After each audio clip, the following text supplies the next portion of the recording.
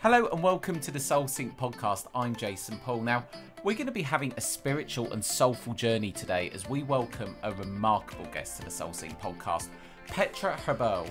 She's a medium, teacher, mentor and healer with over 13 years experience in this field, and she comes from Austria.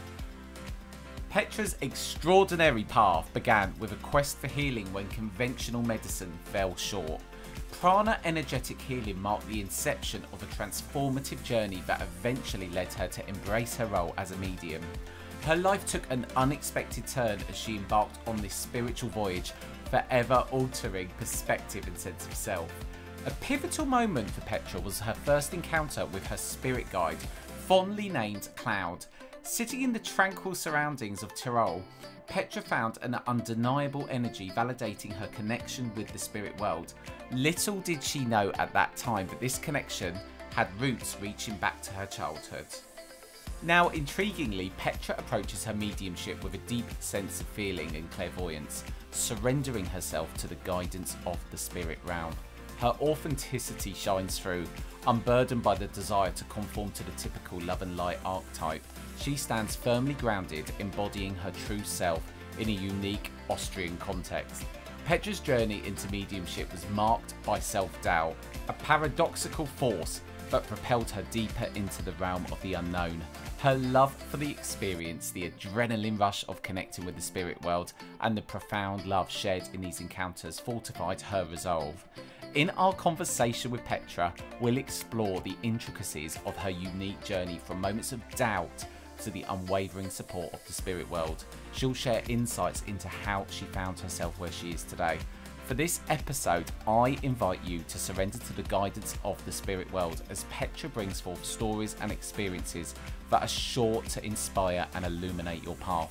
Together, we'll uncover the magic of life and the incredible power that resides within each of us. I hope you enjoy. So Petra, thank you so much for joining me on the Soul Sync podcast.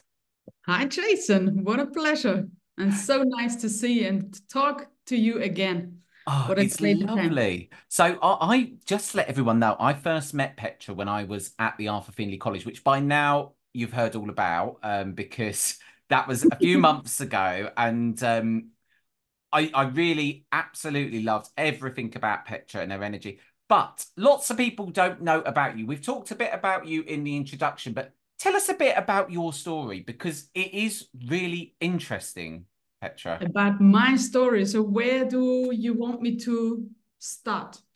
First of all, I'm Austrian. So maybe this is one of the big things. Being a medium out of the country of England, maybe something special. And it was an amazing ride to go. But yeah, it was fun and I really loved the way. Although it was sometimes hard because mediumship is something not that well known in Austria. When I talk to the English guys, you all got your churches and everything like this, and you got the AFC and you got a lot of teachers and mediums, and as the stories are told in Austria, you are also allowed to bring the healers into the hospital or something like this. Nothing about that in Austria. Why do you think there's not any of that at all in Austria? Is it a cultural thing or? I think so. The most belief systems, the greatest one is definitely the Catholics.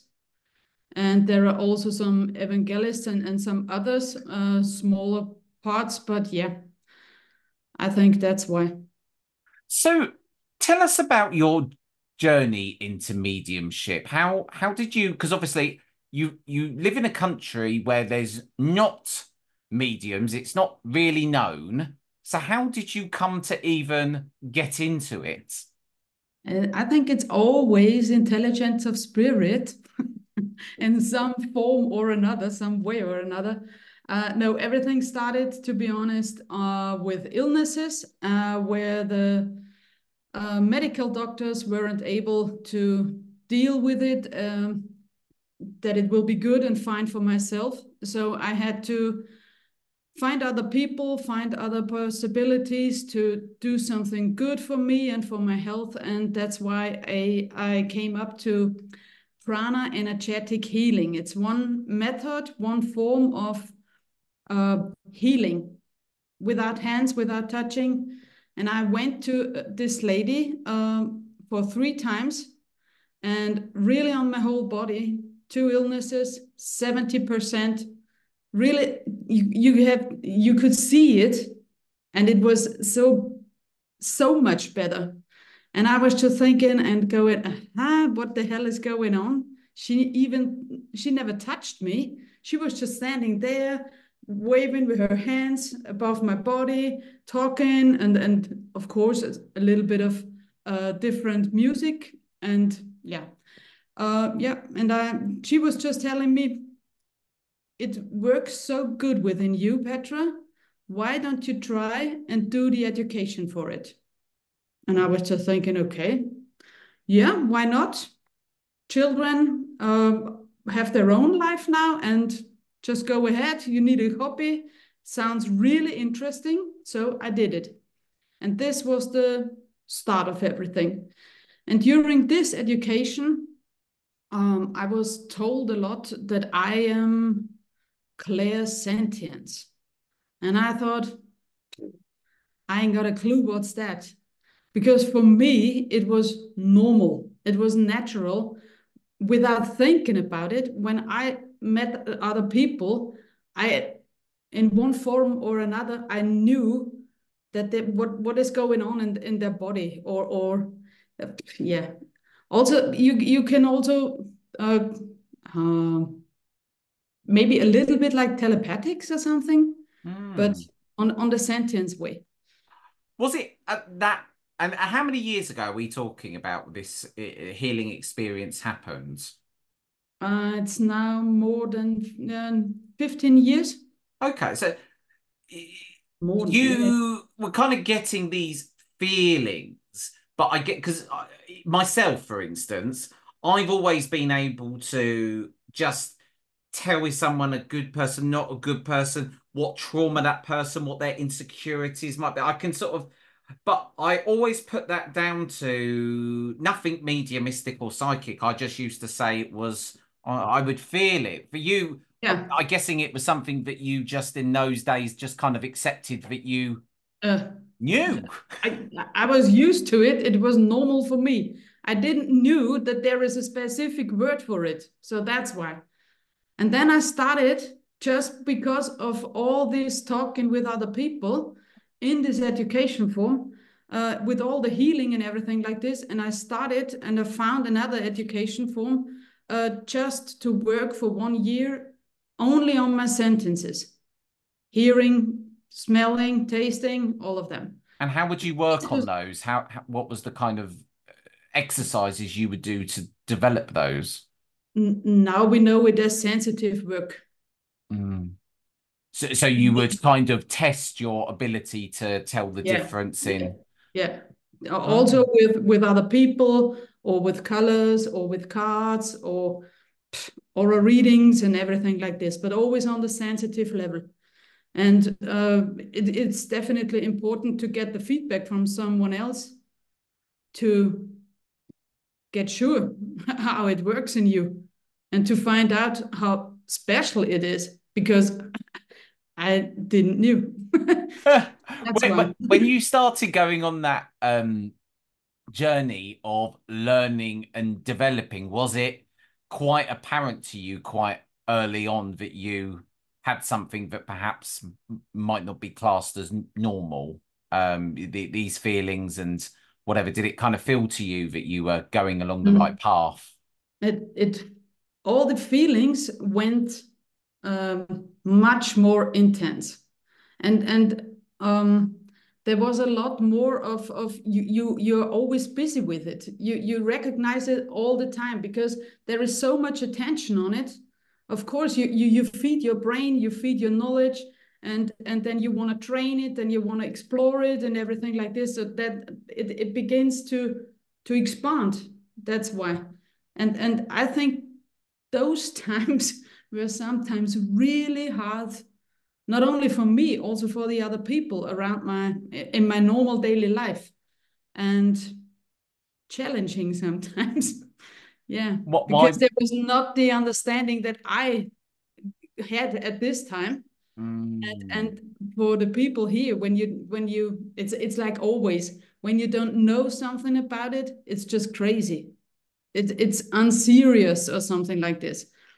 And when we go back to that, the people in Austria don't know that much about, so I it suppose was it's a easy as crazy well moment.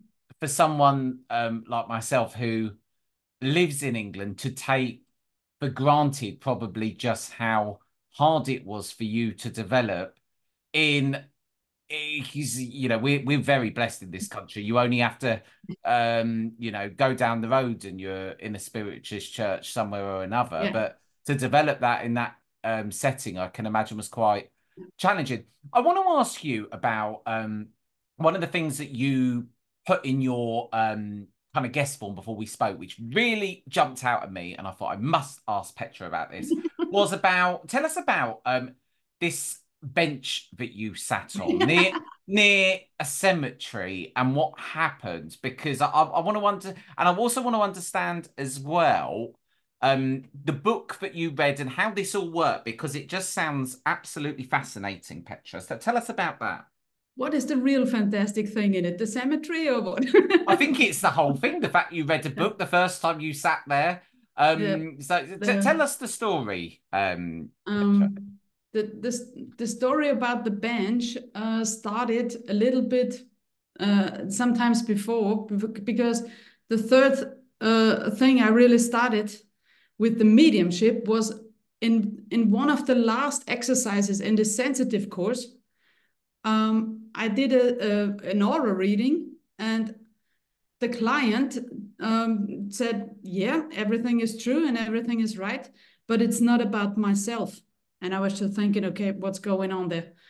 Because, and then I asked the teacher, and she told me, as answered of my question, because I asked her, hey, it's not in my energy, it's not in her energy. So where are the informations? Where do they come from? And she just told me, you're talking to the grandmother. Yeah, and I said, the grandmother. And where is she? No, she's in spirit world, and she is standing next to you. And I thought, yeah, the next crazy people. Okay. And no, yeah. And she was so nice and kind, and she told me about England, that there are normal teachers, and those are really the words she said to me. Petra, that's what you're used, because normal going to school, there are teachers, there are schools, you've got your break, you've got your lessons, and you got your answers. So good. And then I started to find people, German speaking ones, and there are a lot of German speaking mediums now, and also, thank God, 15 years ago. And I just read one book, and it was about meeting the guide. And I was so interested, because next information, what are guides? And what do you do with them? And yeah, Do you okay. remember what the book was? Yeah, it was from Pascal Fockenhuber. Well, I might have to put that in the show notes afterwards. That's a bit of a He's mouthful. he's a well-known in Switzerland.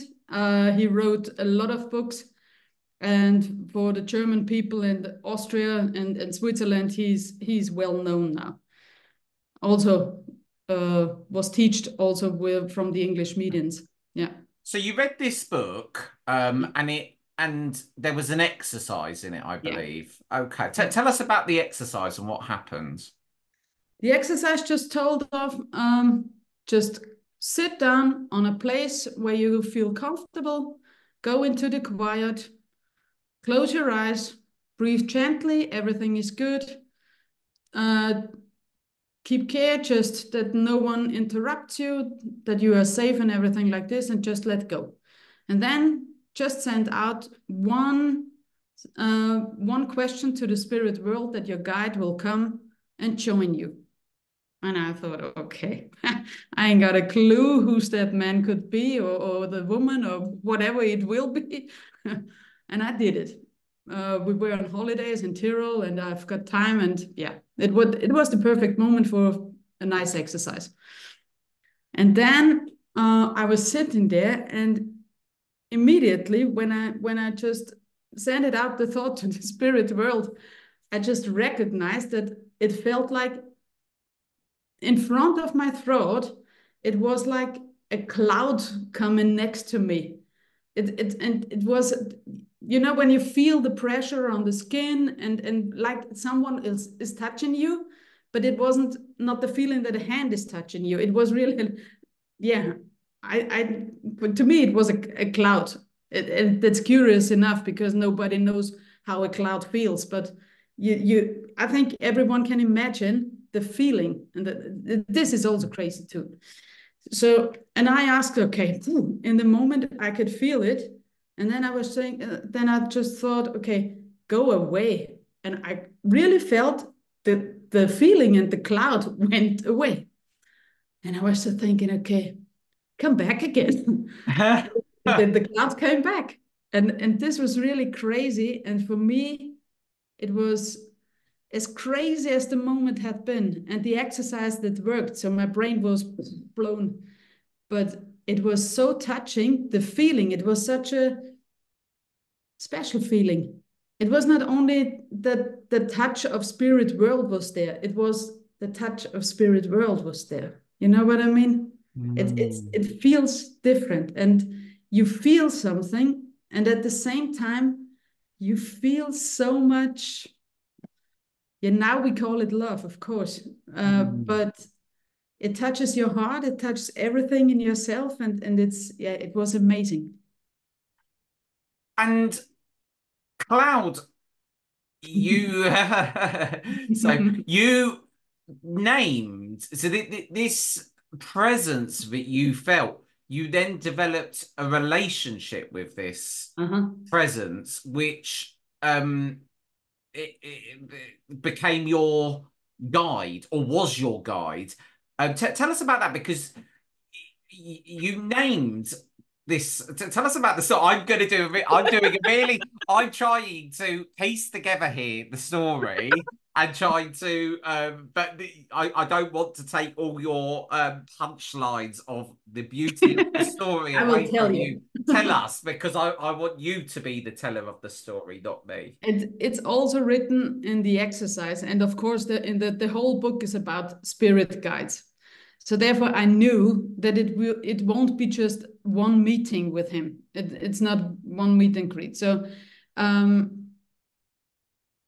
knew it's a normal thing when you to everything, really every man or woman or thing in this world, there is a name on it, and it makes conversation so much easier. So therefore, I'm a simple woman. Name it. And that's why it felt like a cloud. So I named it Cloud.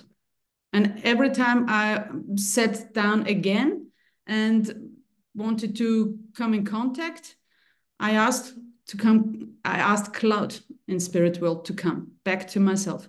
And it was always with the feeling, it was always the connection with the feeling, and the conversation started. Of course, it was mind-to-mind conversation because it was with spirit world.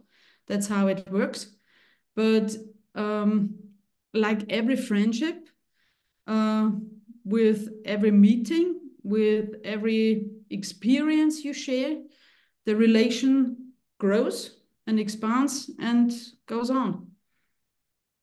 And it does till today. He's still my guide. Do you know about your guides?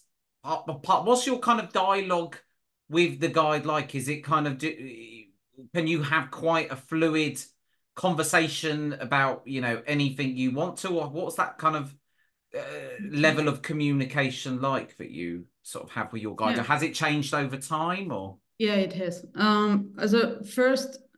In the first time, it was really important for me to get to know him just as an energy. For me, it's in my brain, it sounded no, not possible that this could be a man or something like this.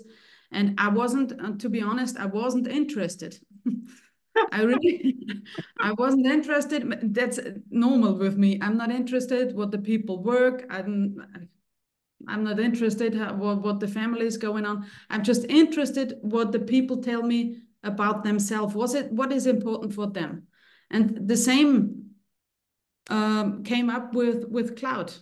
And I really could feel in the energy through all the years that he was not only a friend, he was really a guide. He was a supporter. He was a teacher. He was really also a guidance more through my own development to know myself better. It's sometimes crazy what the people hide in in themselves. And Cloud was really a great teacher in exactly the, how do I put it, in the way I can take it. You know that when someone else wants you something to do and goes straight, do this now, I would say nope. Well, I guess he knows you probably better than anyone, and they have that level of intelligence. So you went on this journey then, of and I guess, do you know what? A really interesting thing is the fact that you kind of met your guide so early on in the journey is very interesting, because I guess it gave you a level of kind of comfort to know that you had your guide. Because I'll be honest with you, I haven't yet found my guide, because you search in the wrong bars and in the restaurants. Yeah, probably, Petra. There's probably a level of truth in that. I am keen to find the guy, but you know, we won't get on to me. That's a whole nother story. But one thing I can relate to is recently I've started to feel spirit, and it is that feeling of love. It's like a shower in love, and I found myself recently feeling, but I keep floating up and levitate. And honestly, I've always wanted to have the superpower of flying, so that's been quite a nice experience. So you went along this journey of mediumship, and it eventually became your profession. And tell us about how you made that transition, because I'm always fascinated by how someone gets to the point where all of a sudden it you know, goes from being something that's a curiosity to then being something that, you know, is in a whole nother level. I think it was all about guidance. And because the spirit world really knew how to get me where I should be. Not only spirit world, dead ones or guides, I think it's also something to do with the soul.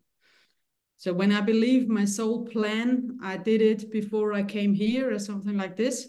That's what I believe. Then I definitely have chosen some subjects or some themes or some opportunities to expand my soul level or something like this. It doesn't matter. And I think it was just, everything went that fast. I wasn't not really able to think about. I'm more the maker, not the thinker. For me, it's easier to do it and reflect if it was good or not.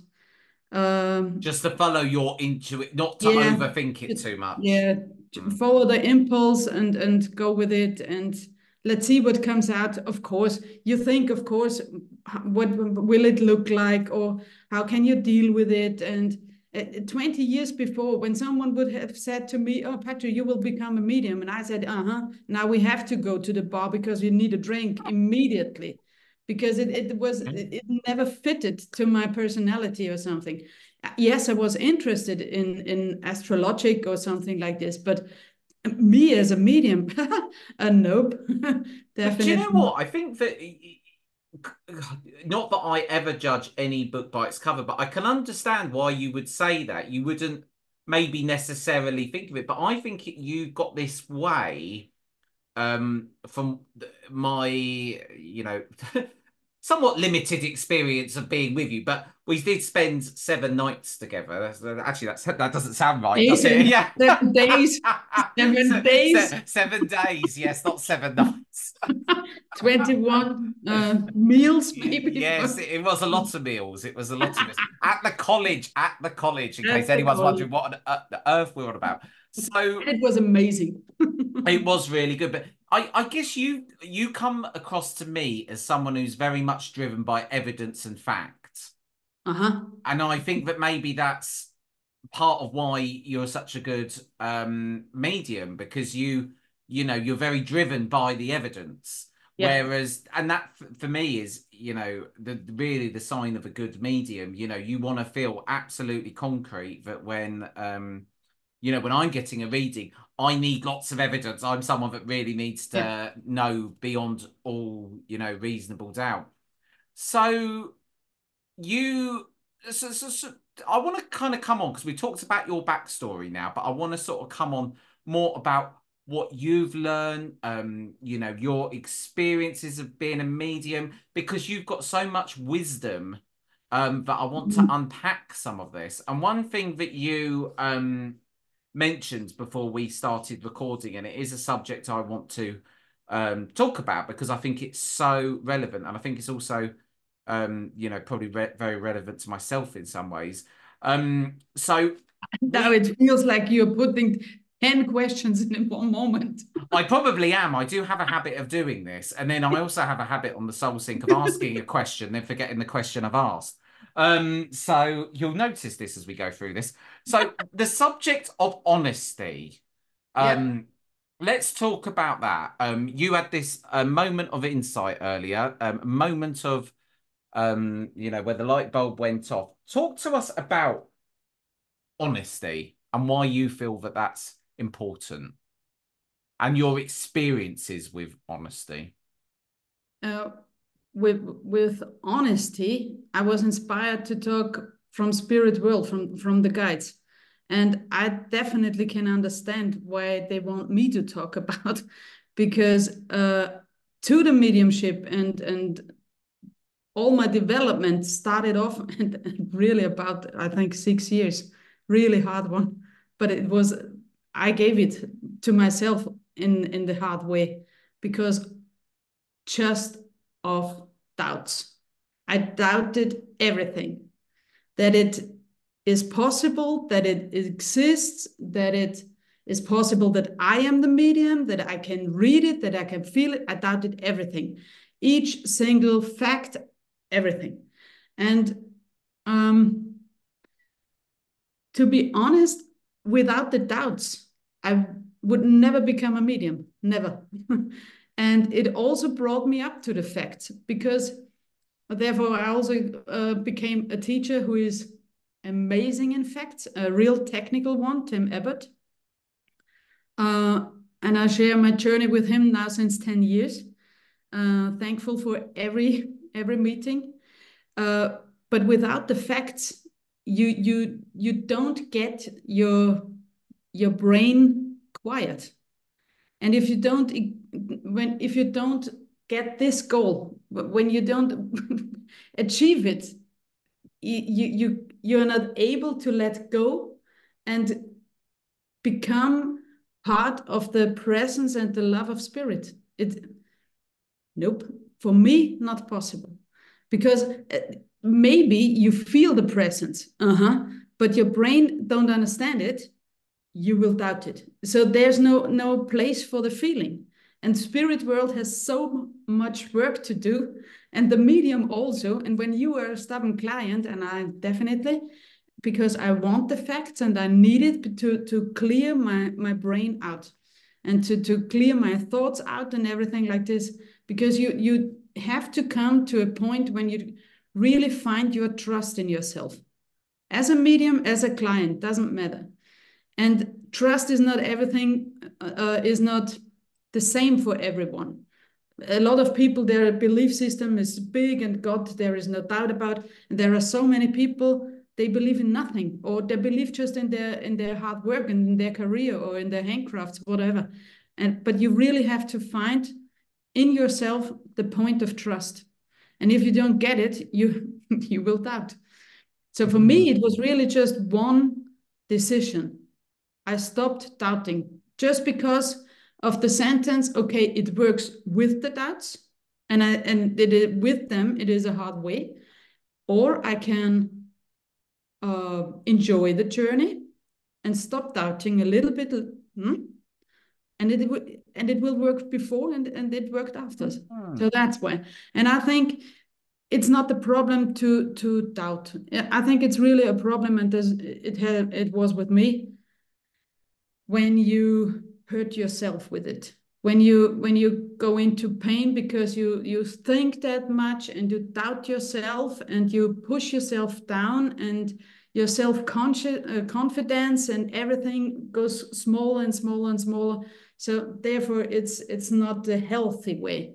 And yeah, if in points like this and moments like this, when you are not honest with yourself, then nobody is able to help. And so that's where. Do you know what? It's such an interesting topic because only recently, and it was actually my boyfriend that pointed this out to me the other day, as people often do who are close to you. He said to me, Jason, you're not honest with yourself. And I said, what do you mean by that? And he said, you lie to yourself all the time.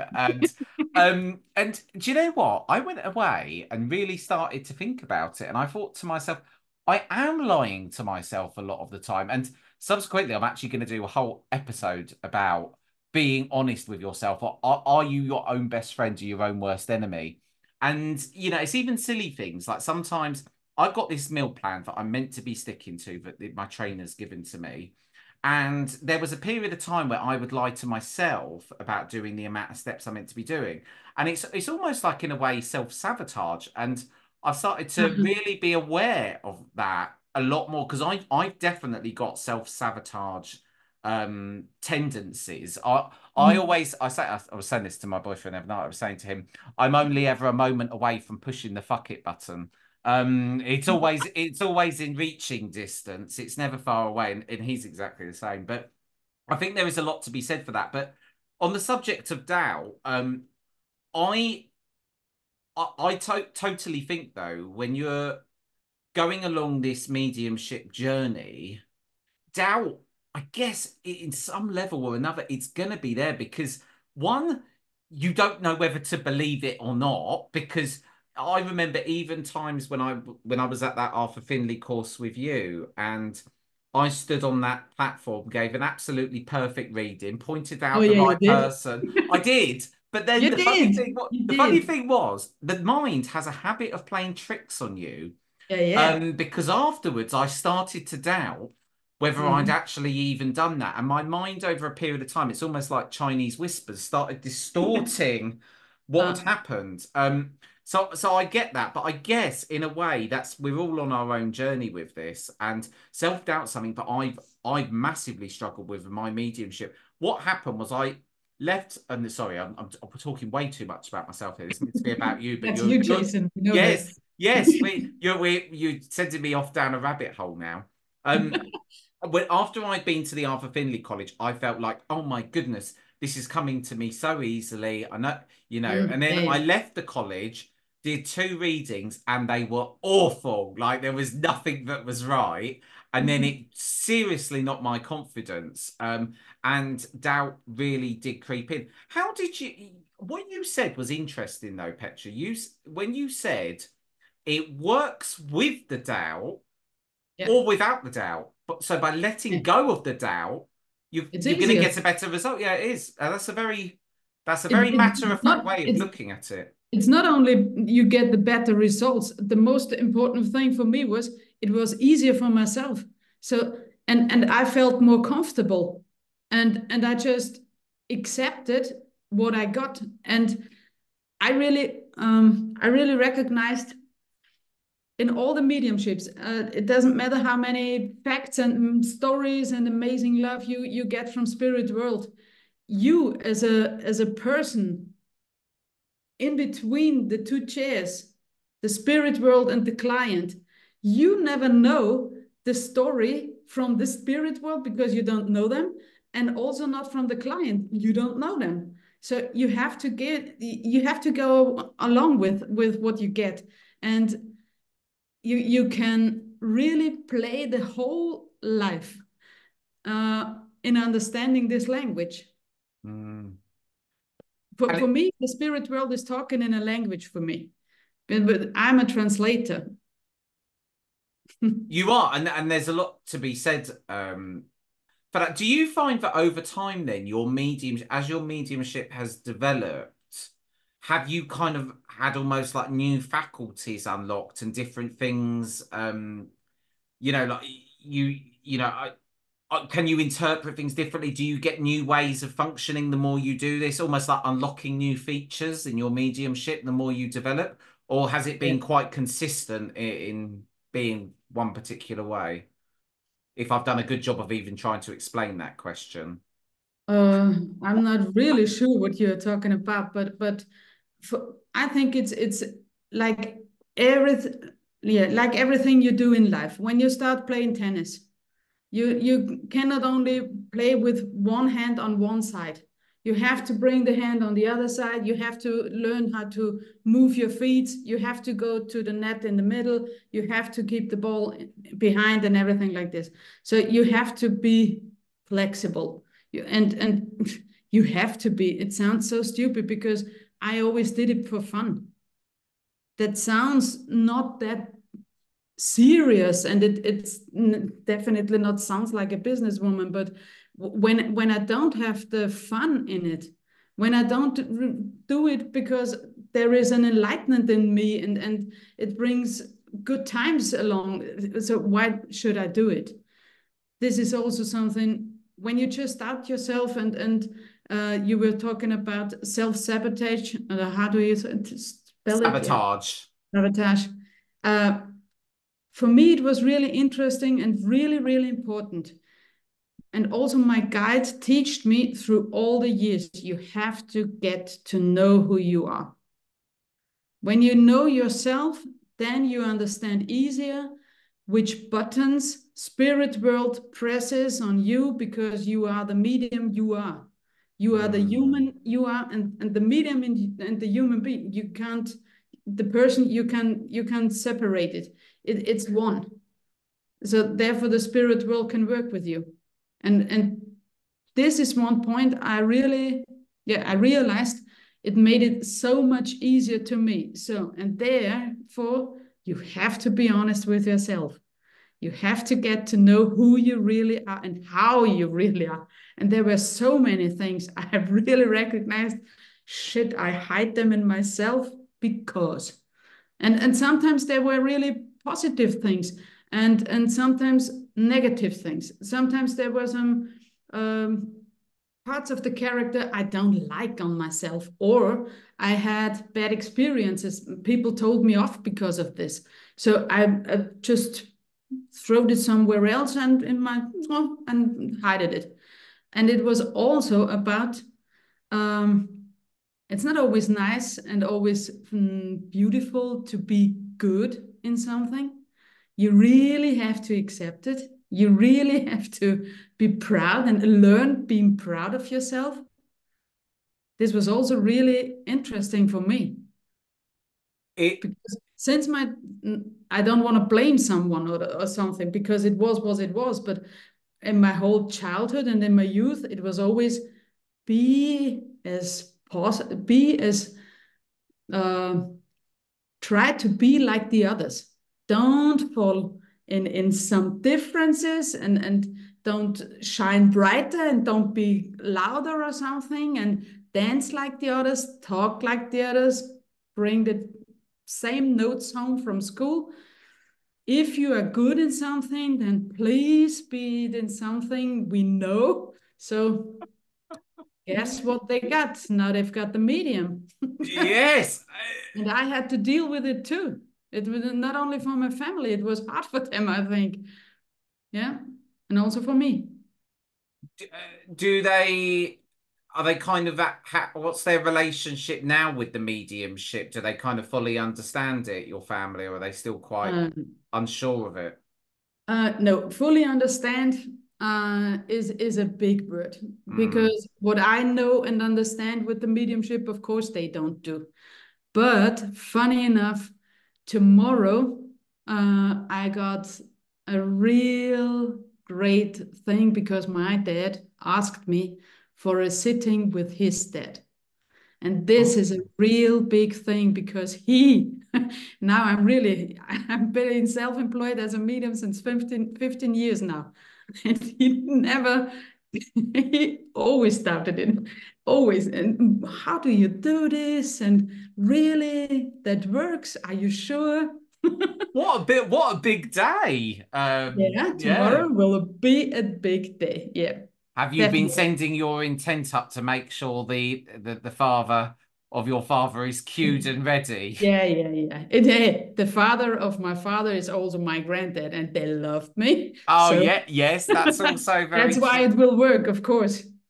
But I yeah, think that's I guess we all have in our childhoods what we get kind of conditioned as a young person really does stay with us. And I guess that this is one thing that I've really learned to kind of fully understand myself and my soul.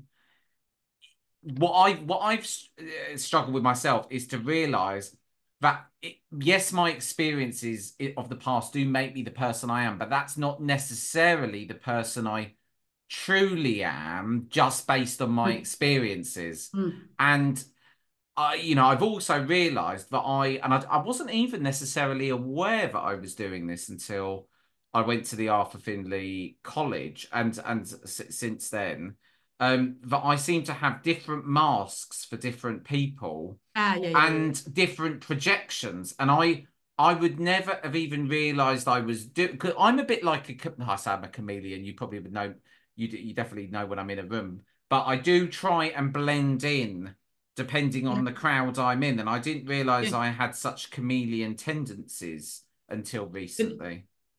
it, to me, I think it's not a problem. No. Also, what you teach from your teachers in school or from the family or from mom or dad, I think it's not a problem. I think it's all of them you needed to be who you are and who you have been.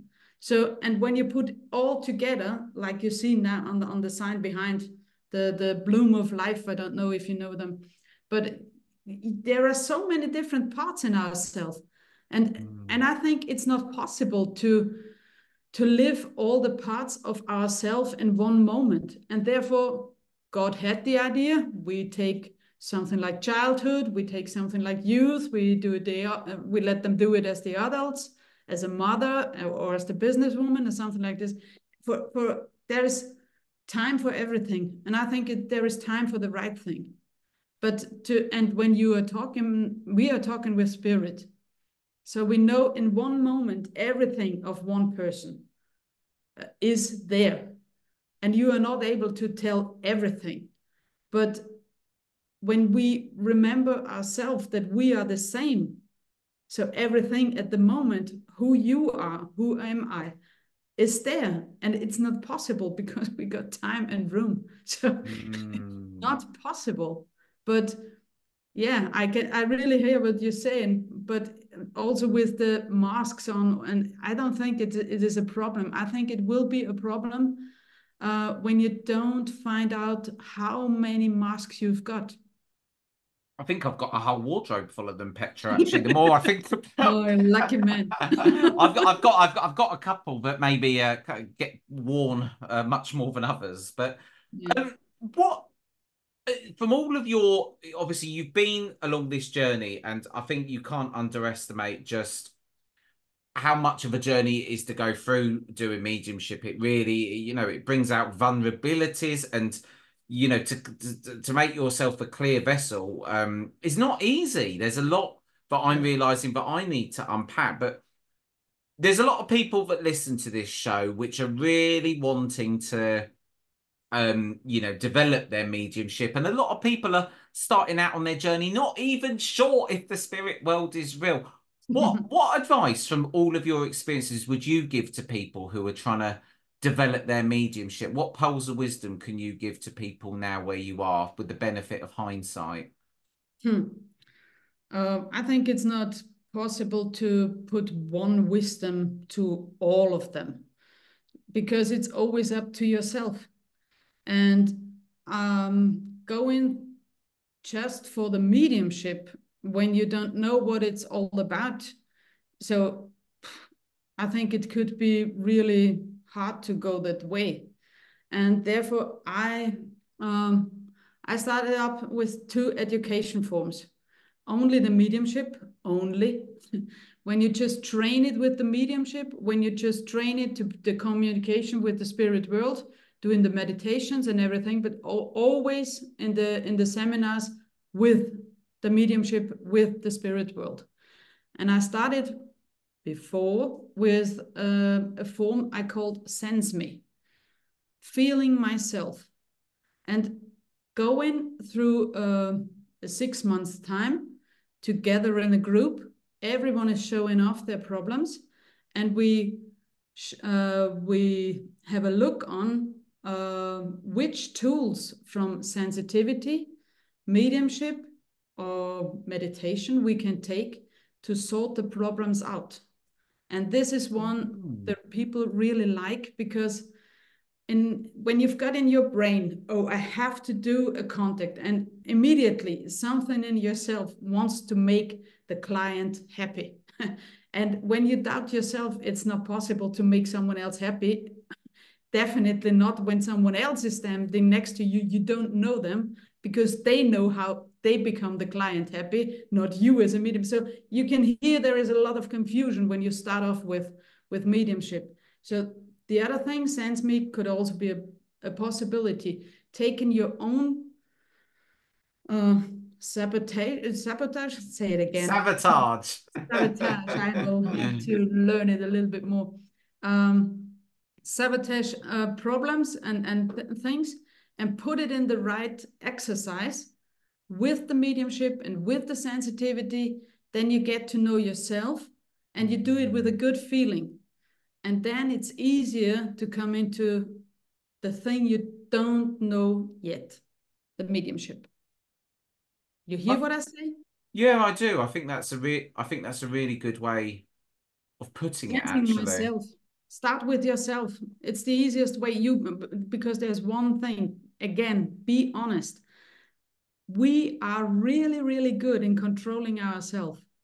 And when I start with myself, I can control. I really can control myself. I can choose how far I go, how deep I go, how much I show off. I can control it. So I can take my fear in my love and show it off. So that is really good. That's beautiful. I think you were saying a lot of very profound things, actually, which do resonate. But I found this through interviewing mediums so often. There'll be this moment where I go, that's really relevant to me. Petra, thank you so much. I can't believe we're at the time we are at, where our time together has run out. Well, it hasn't run out. We could stay talking for at least another half an hour about all sorts of things. But we will meet again. Definitely. We shall. Thank you so much for coming on to the Soul Sync. I'm sure everyone's enjoyed it as much as I have. And if you do want to know more about Petra, just go to the show notes where you can go to her website, which currently is in what language is it in? German. German, but it's about to have a translate button. Am I right?